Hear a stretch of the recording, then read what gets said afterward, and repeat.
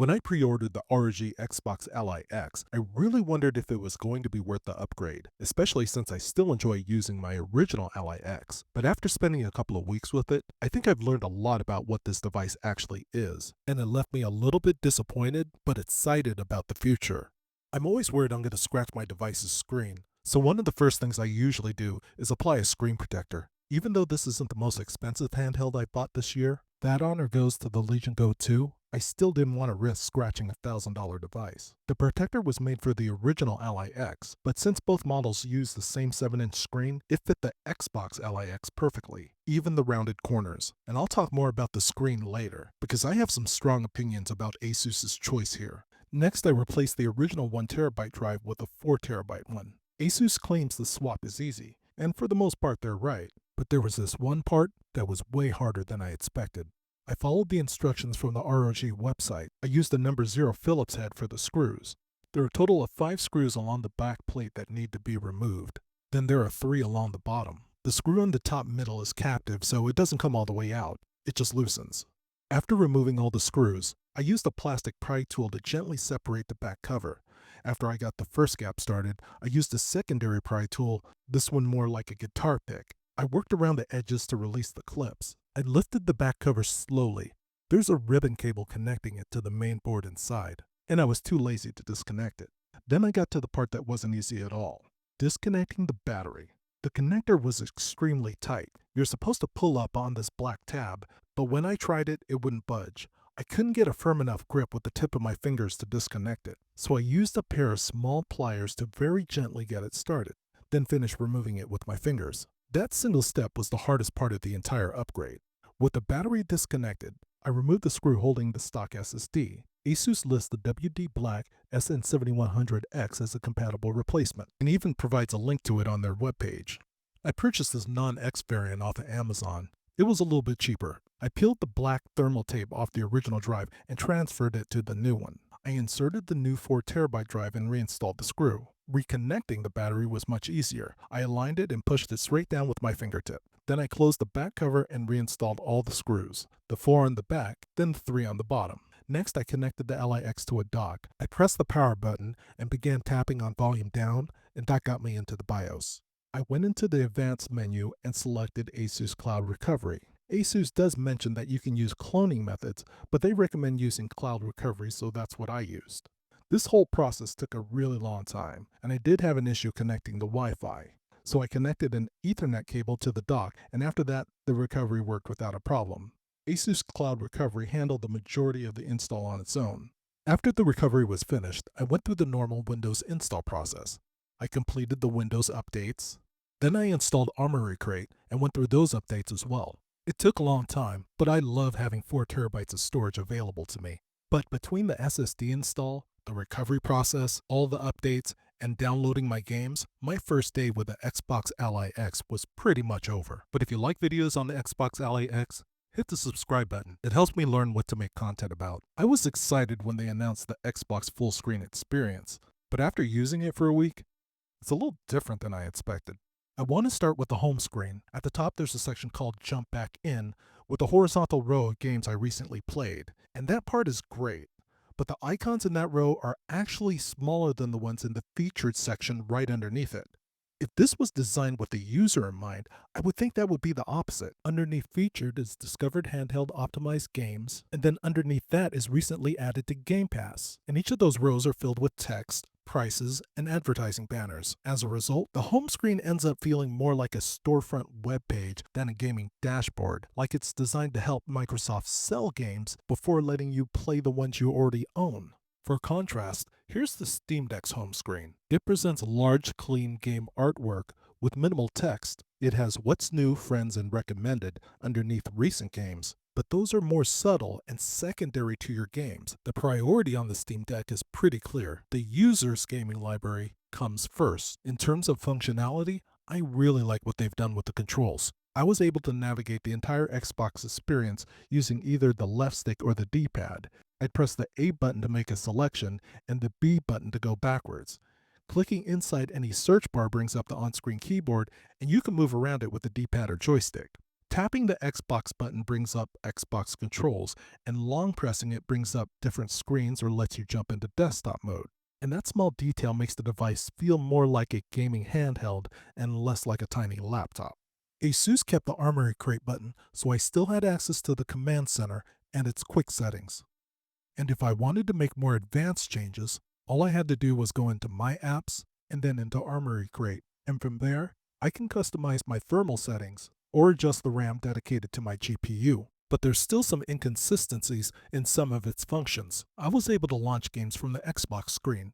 I purchased Doom Dark Ages from Steam, and it took me straight into the game without any extra input on my part. However, when I selected Streets of Rage and pressed play, it randomly brought up the on-screen keyboard. Microsoft and Asus also need to work on sleep mode. While I was playing Ninja Gaiden 4, I paused the game. At the time, my battery was at 93%. I pressed the power button, waited for the white power light to go off, and set a timer for 30 minutes. At 30 minutes, I turned it back on, and my game was still waiting for me. My battery went down from 93% to 92%. Things went differently when I tried it with Madden. Here, when I turned it back on, it took me back to the Steam loading page.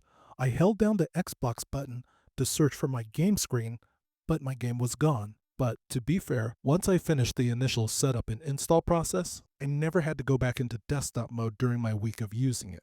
Everything I needed to do, launching games, navigating menus, switching between apps, I was able to do entirely inside the Xbox experience.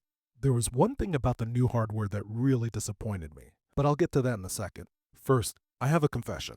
When Asus first showed the Xbox Ally X, I thought it looked pretty ugly.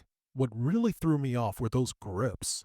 In photos, they looked kind of abrupt and almost slapped onto the chases. But once I actually started playing on it, my opinion completely changed. It's one of the most comfortable handhelds I've used. It's similar to the PSP Portal in that it feels like you're holding a controller with a screen attached. And even though the new grips don't fit the old Ally case anymore, it still fits my everyday carrying case.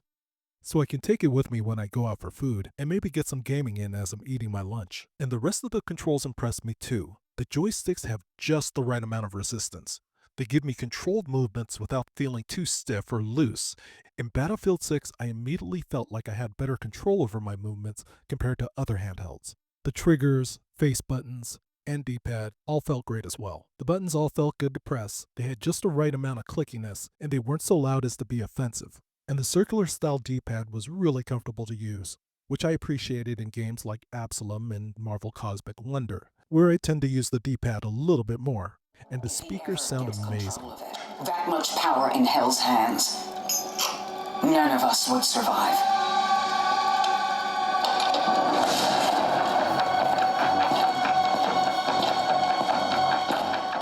Out of all the handhelds I own, the ROG Xbox Ally X has the best speakers. They're loud, they're clear, they have just enough bass, and they don't collapse or distort at higher volumes. But the one part of the hardware that really let me down is the screen. It's still the exact same 7-inch panel from the original Ally X, and at $1,000, that made the upgrade feel a lot less exciting. At that price, I was hoping for at least an 8-inch screen, or even better, OLED. Just one of those would have made the price feel more justified in my mind.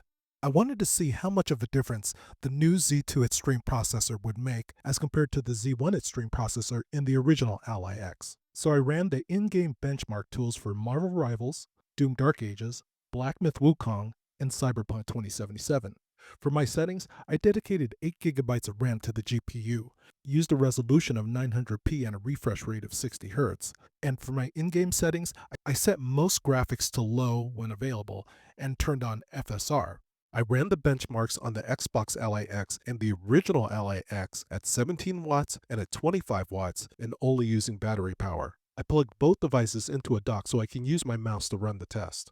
The Xbox Ally X produced better numbers at both wattages across every game I tested, which is what you would expect from a newer processor. The gap wasn't identical in every title, but the trend was consistent. But what really stood out to me was that the new Xbox Ally X at 17 watts was close to what the original Ally X needed 25 watts to reach. I also ran TimeSpy and Firestrike at the same wattages, and those results basically confirmed what I saw in the in-game benchmarks. I ran a battery test and the results really surprised me. I played Call of Duty Black Ops at 1080p and 60 Hz. I started with the 25-watt performance mode and set a timer for 30 minutes. When the timer went off, the battery was still at 80%. I then switched to 17 watts, ran the same test with the same settings, and after 30 minutes, the battery was still at 87%. So if we were to do the math, that means I could play Black Ops for about 2 hours and 30 minutes at 25 watts or 3 hours and 30 minutes at 17 watts, taking into consideration different variables. And I'm not good at math, I just looked this up. And Black Ops 6 performed well at both wattages. In fact, when I dropped down to 17 watts, I never once felt like the game was struggling. I never thought I needed to bump it back up to 25 watts. So after a couple of weeks, I've come to really enjoy using the Xbox Ally X. But quite frankly, if I didn't make YouTube videos, I wouldn't have bought it, because I can still play the same games on my current ROG Ally X. It doesn't perform as well as the new Xbox Ally, but it doesn't have to for me to enjoy using it. With a few tweaks, it gives me almost the same experience. For example, I installed Xbox Fullscreen mode, and even though it doesn't have an Xbox button, it still works great. I also added a new set of grips for better ergonomics. The fact that the new Xbox Ally X comes with the same screen just makes this upgrade a bit disappointing. So if I wasn't doing this for content, I would have just waited, probably until Asus releases a model with a bigger screen or at least an OLED panel. That being said, the original ROG Ally X is selling for about $899 right now at Best Buy, and the new Xbox Ally X is $999. So you're paying roughly $100 more for the upgraded processor and better ergonomics. If you don't already have a handheld, it's definitely something worth considering. Now, keep in mind, prices change all the time, and there's going to be sales at Christmas time, so depending upon when you're watching this, the prices might be a little different. And honestly, you can probably find a used or open box original Ally X for even less.